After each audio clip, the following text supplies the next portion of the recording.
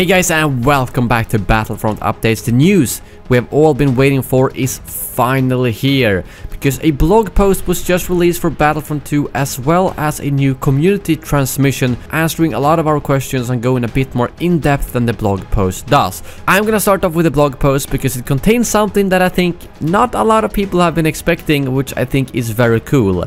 Because on April 18th, with the cosmetic update, a new limited time EWOK Hunt game mode arrives.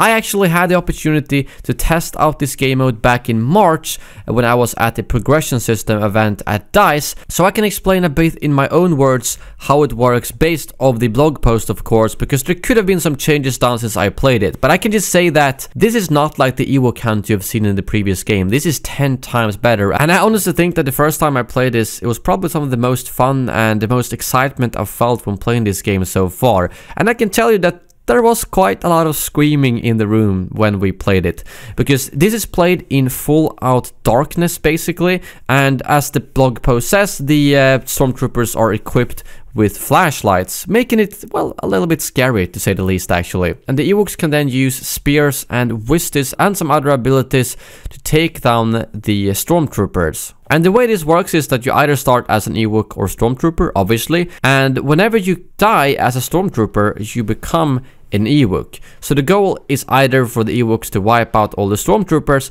or for the stormtroopers to survive to the end and get extracted. So this really does contain a completely new game mode and new mechanics that doesn't resemble anything else currently in the game, which is why I think it's so fun. I think Dennis has emphasized this all the way since the start, that it's not just gonna be the same type of content like the last game's DLC had, but we're getting some completely new and different stuff here, which I am so excited for. Just after seeing this game mode, you know, a lot of ideas started popping up in the head.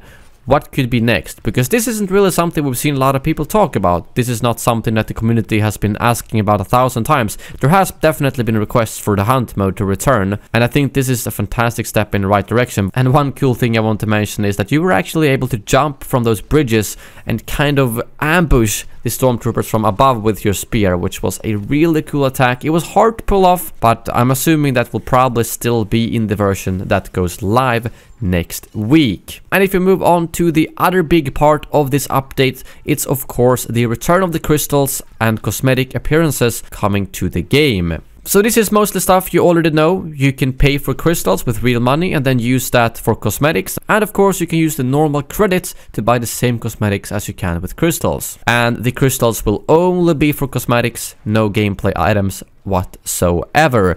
And they also say here in the post that over 50 additional appearances will arrive in this update. And if we then move over to the community transmission, they have a bit more details about the cosmetics and the future of the game overall. Starting off, they explain what the new community transmission will actually be, which is something to provide you an overview of everything that's happening during the month, the new content that is coming, as well as addressing some of your burning questions. Occasionally, we may focus on specific topics and dedicate an entire edition to just that. We expect the community transmission to evolve over time, and you, our community, are going to be the heart of this evolution. So first of all, that is fantastic news. I think this is the kind of thing that we have wanted, and I'm really hoping that Ben can keep these up and make them fairly frequent, because that would definitely satisfy the need of communication that the community has been wanting for the last couple of months. First part goes over the EWOK Hunt mode, which I've already done, but then we actually arrive at the new appearances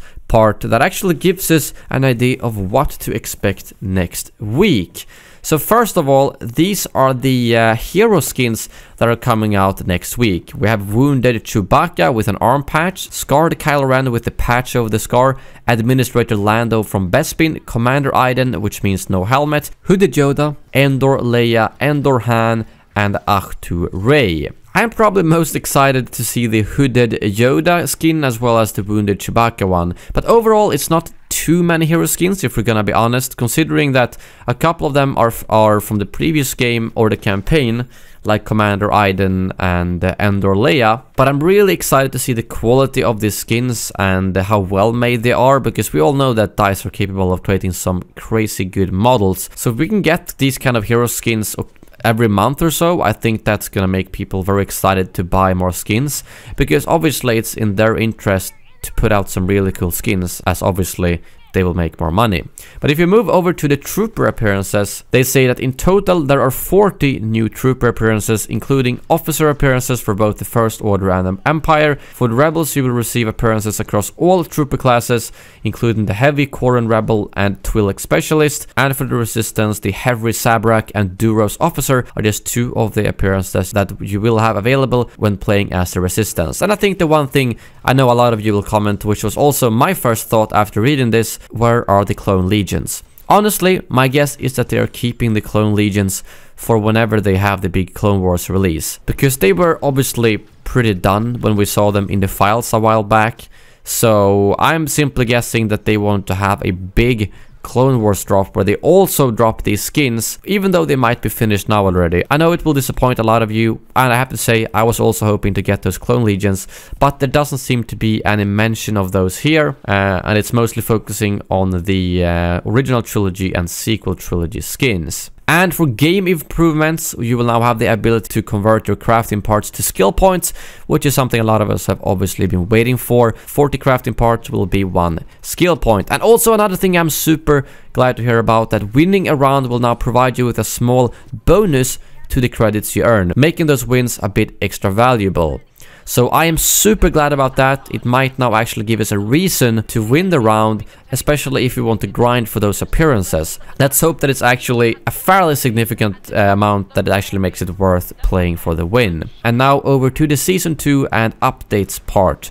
We know that there's been a lot of discussion within our community about the release of Season 2, and we can confirm that yes, it is coming. As many of you suspected, all of our focus was on the progression update, as we felt this was the most important improvement to the game that we needed to make. As we move forward with Star Wars Battlefront 2, there are 2 types of content updates that we will be releasing. The first is in the same style as the Night on Endor update that we are releasing on April 18th, and the second one is Seasons. Seasons will focus around a specific theme, such as a new Star Wars film or anniversary in the Star Wars universe, and will usually span multiple months. In March, we launched the progression update, April is Night on Endor, and moving forward we're committed to keeping up this cadence of content updates. We can confirm that Season 2 will be coming in May, and you will get more details a little closer to the time.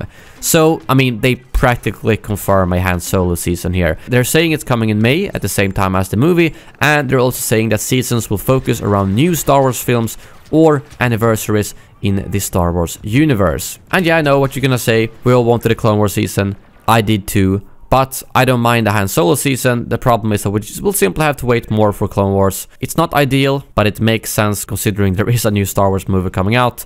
But I'm still curious to see what that season could contain, and I guess we will have to wait until early May to find out. But there's still a lot more answers in this post, so don't leave your comments just yet.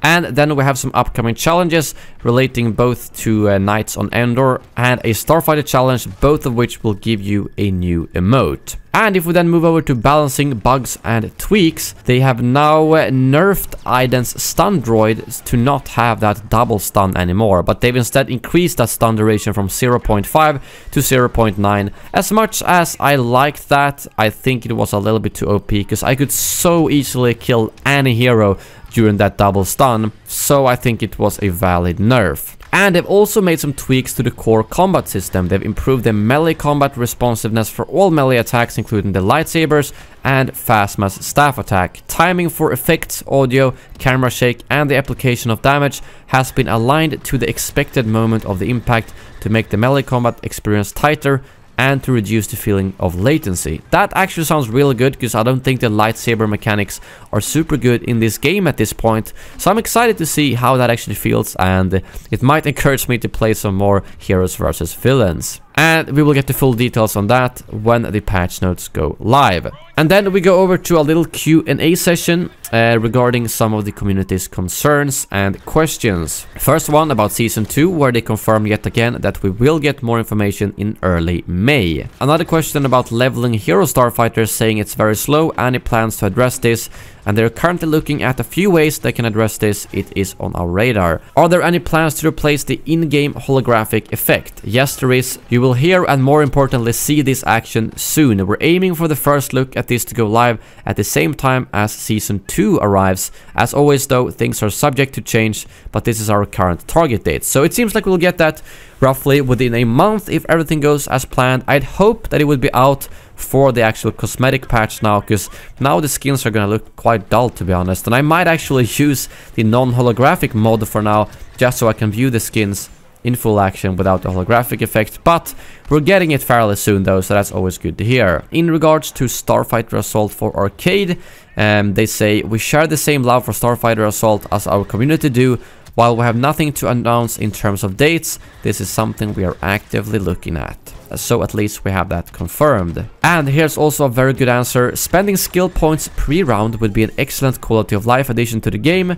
It's frustrating to have to back out of the game just to spend them. And they fully agree and support this. The current goal is to have this implemented at the same time as Season 2 arrives, which is also very good news. It seems like there's going to be a lot of quality of life stuff for Season 2 and not just actual content. And the big question, can we expect to see something Clone Wars related in the future? We hear you and will update you on anything Clone Wars related in the future. So basically an answer that says nothing. But Dennis has already confirmed that Clone Wars content is coming at some point, and they said that seasons will be around movies or anniversaries. And well, we have one movie coming up now in May, and I do also think that there's actually a 10-year Clone Wars anniversary later this year at some point, because the original Clone Wars series was released in 2008, so maybe that could be a good time for some Clone Wars content. And lastly, a question about communication, that it's something that the community has been requesting more of. What are your thoughts now that the progression update is out? We appreciate that communication has probably not been at the level that our players have wanted. The community transmission update is a first step towards improving on that. We will continue to strive to be better, and if we falter, we're sure our community will let us know. So just with this community transmission alone, I think they're improving a lot, and if they can keep those up to be on maybe a bi-weekly or at least a monthly basis, I think we are set to get some good communication, which is great. But that brings that update to an end.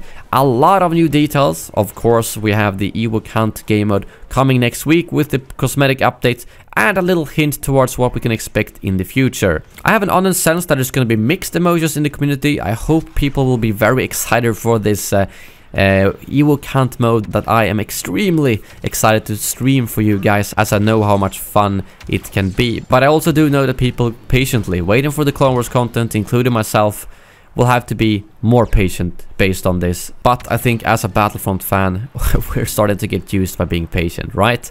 Oh well, that brings this video to an end. As always, a big thank you for watching, and may the Force be with you.